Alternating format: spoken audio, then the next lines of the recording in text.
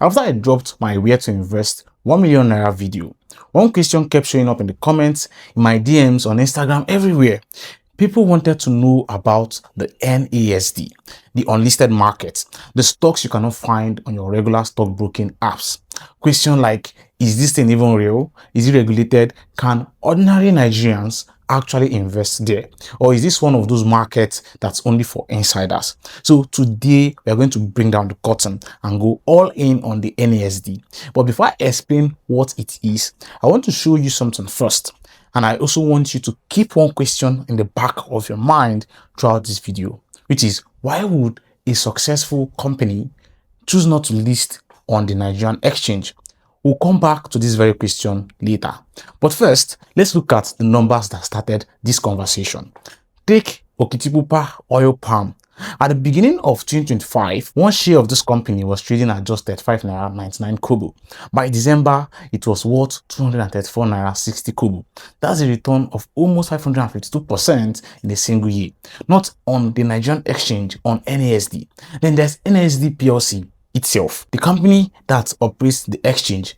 It started the year at 15 naira 50 kobo and ended at 58 naira 30 kobo. That's another 276% return. And then there is Food Concept PLC, the company behind Chicken Republic. Its share price went from 1 naira 60 kobo to 3 naira 40 kobo in the same year, a gain of over 112%. Now, before you get too excited, let me add some balance here. These are some of the best performing stocks on the exchange. They are not the average experience. NASD also has companies that barely trade for months because there simply aren't enough buyers and sellers on the exchange. So this isn't a video telling you that every NASD stock will make you rich. This is far from it, guys. What caught my attention wasn't just the returns in this exchange. It was the market itself. Because here is something interesting. You can't just open Bamboo, Trove, or most of the investing apps Nigerians use and buy any of these companies. So the question is, how exactly does this market work and how can you actually buy stocks here? Why would companies choose to trade there instead of the NGX? Why have most Nigerian investors never even heard of it? And if you wanted to buy, like I said, if you wanted to buy any of these stocks tomorrow, how exactly would you do it right now? Is NASD really a secret market for the big boys, or is it simply a market that most people have never taken the time to understand? Well, we're going to talk about that. But before we jump into the details, do well to smash the like button, guys. Smash the like button, guys, so this video can be pushed to more Nigerians so that they can get educated about this hidden market. Share this video to one person or a group of individuals you think will learn from it. Drop a comment after watching this video if you find value from it. Finally, guys, please subscribe to the channel. Like, hit that little red button there. We want to get to 100,000 subscribers this year. So do me a favor, subscribe to the channel. And without further ado, let's jump right into today's video. Let's go. All right, let's step back a little bit. What exactly is the NASD? The easiest way to think about it is this. Nigeria doesn't have just one stock market. It actually has two official security exchanges. Most of us only know one of them, the Nigerian Stock Exchanges, NGX. That's where companies like GTCO, Zenith Bank, Dangote Cement, TIP, Boa Foods trade every day.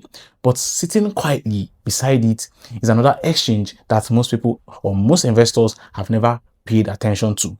It's called the NASD OTC Securities Exchange. It has been operating since July 2013. It's licensed by the Securities and Exchange Commission, just like the NGX, and exists for one simple reason. Not every public company wants to list on the Nigerian stock market. Some haven't met the NGX listings requirements yet. Some deliberately choose not to list there. So others have been moved from the NGX to NASD because it better suits their strategy. Without NASD, buying or selling shares in those companies would mostly depend on private deals, which means you know somebody who knows somebody, negotiate a price, fill out paperwork, and hope everything goes smoothly. NASD was created to solve that problem. Think of it as a central marketplace where licensed stockbrokers can buy and sell shares in these companies through a transparent system instead of informal backdoor transactions. Today, more than 40 companies trade there. The market opens every weekday from 10 a.m. to 3 p.m. and just like the NGX, price move based on demand and supply, although there is a 10% daily price limit to keep movements orderly. Now, here's the part that completely changed how I looked at this market. The company that clears and settles virtually every trade on the Nigerian stock market doesn't actually trade on the Nigerian exchange. I'm talking about the CSCS PLC. Every time investors buy or sell shares on the NGX, CSCS is working quietly in the background to make sure those transactions are completed properly. It's one of the most important companies in Nigeria's capital market. Its market value is now approaching 389 billion naira. Yet, if you want to buy shares in CSCS today, you won't find it on the NGX. You'll find it on the NASD. Think about what that tells you guys. If the company responsible for doing most of the important work of Nigeria's stock market is comfortable trading on the NASD, then this clearly isn't some backyard exchange or an unofficial market. It's a legitimate part of Nigeria's capital market. The real difference isn't whether it's regulated. It is regulated. The difference is how the market works, why these companies choose to be there, and what that means for me and you as investors.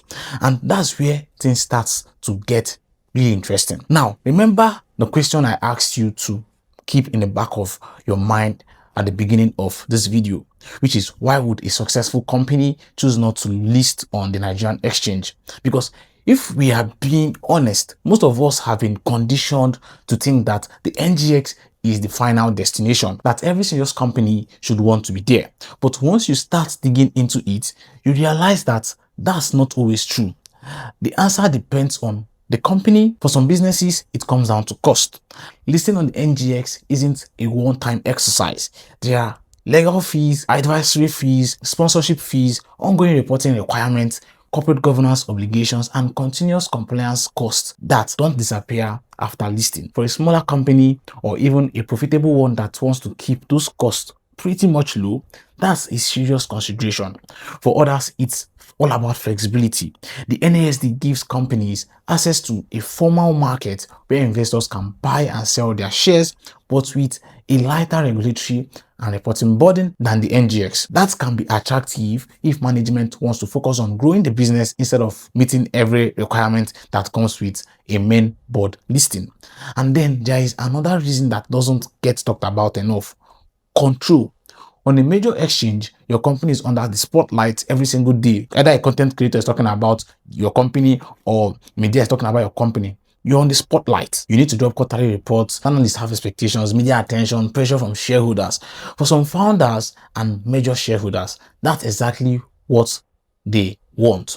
For others, it isn't what they want. NASD allows them to have a public market for their shares without taking on all of that additional pressure. Now, that doesn't mean companies on NASD are avoiding accountability. They are still regulated by the SEC.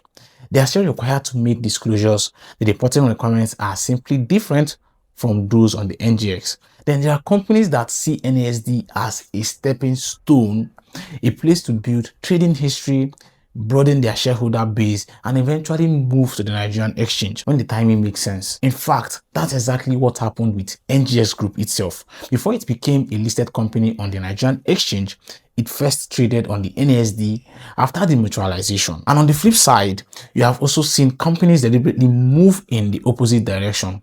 Take Miss Oil Nigeria. After spending decades on the Nigerian exchange, it voluntarily moved to the NASD in 2025, saying the move would reduce compliance costs, give the business more flexibility, and better align with its ownership structure. So the real lesson here is this: being on NASD doesn't automatically mean a company is too small for the NGX, and being on the NGX doesn't automatically mean or make a company better. Sometimes it's a question of strategy, and sometimes it's simply the market that best fits the company's goals. Which brings us to the companies themselves, because once you start looking at what's actually available on NASD, you realize there are far more familiar names than most Nigerians or most you watching this video would even expect. Now, let me show you something that genuinely surprised me while researching this video, because when people hear the unlisted market, they usually picture small companies nobody has ever heard about. But that isn't what NASD looks like. Some of the businesses trading there are brands you already know or interact with. Take Food Concept PLC. Yes, the company behind Chicken Republic. I was just at Chicken Republic a few days ago. Earlier, I showed you that the stock returned more than 112% in 2025, but the return isn't actually the interesting part anymore.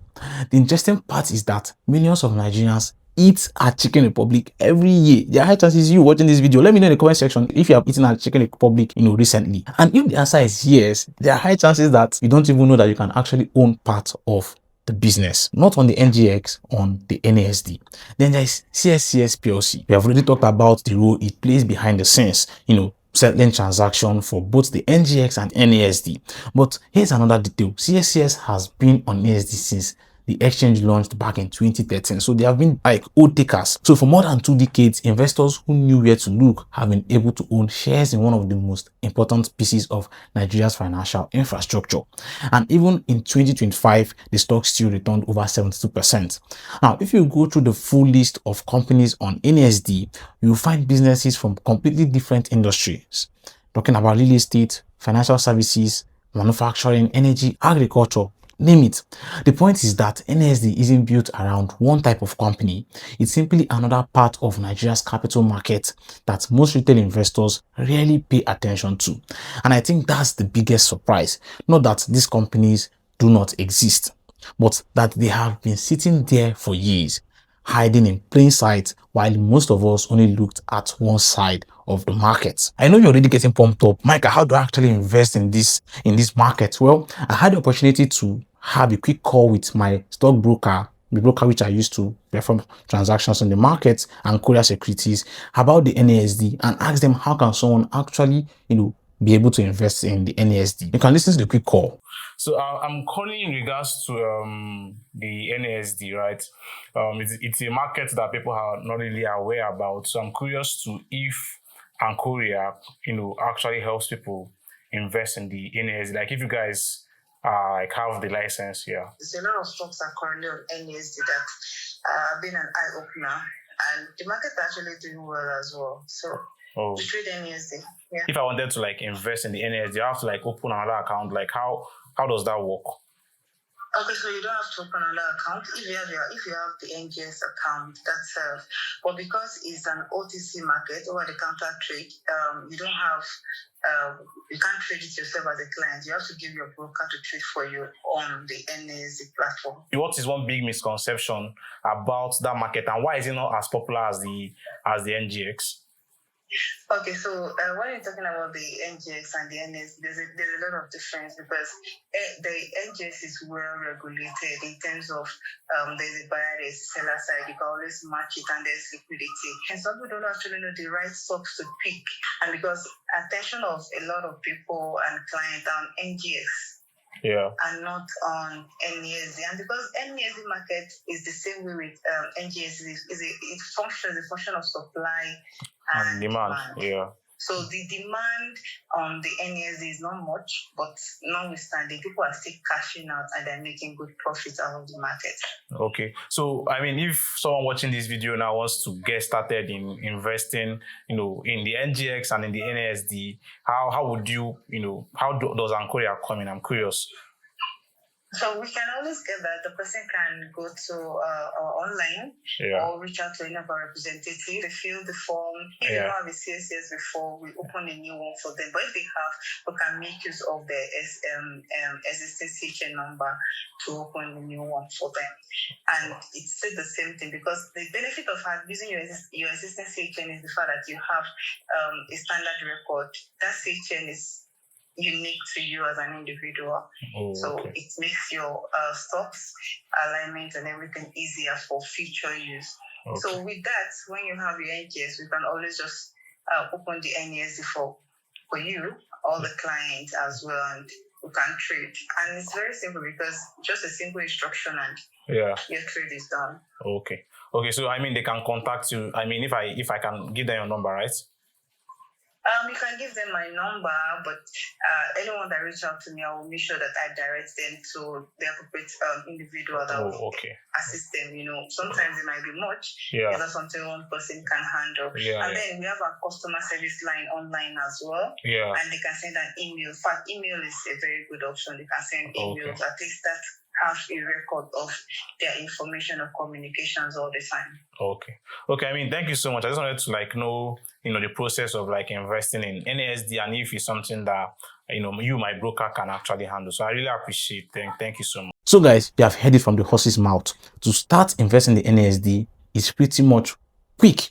All you have to do is to contact your broker. You can reach out to Ankoria if you want to make use of them, and tell them you would love to open, if you really have a proper NGX stock brokerage account, you tell them you want to open another account for you to be able to invest in NASD stocks, right? And once they open up that account for you, the next step is anytime you want to buy a stock, you let them know, give them the money. Anytime there is an offer available, they'll help you execute your trade. I've also left the link to set up an account with Ankoria in the description. If you have any issues, you can definitely reach out to Seun. She'll be able to help you out. And that's it on how to invest in the NASD. So after everything we have covered in this video, here's my verdict.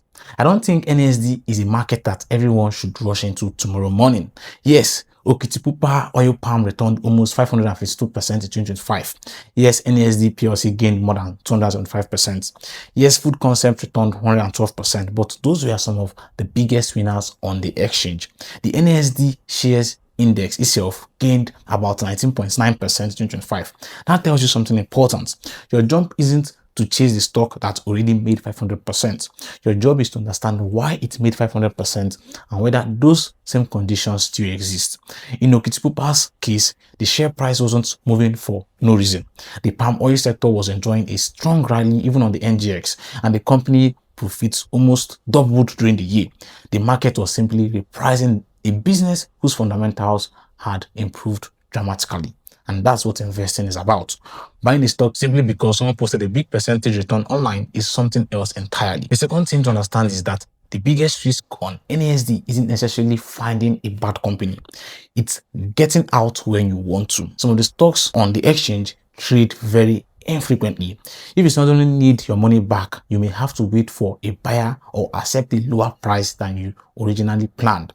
That's why I see NASD as a market for patient investors who are willing to do their research and can afford to leave their money invested for the long term. This market can offer you asymmetric growth, or let's say returns, if you are patient.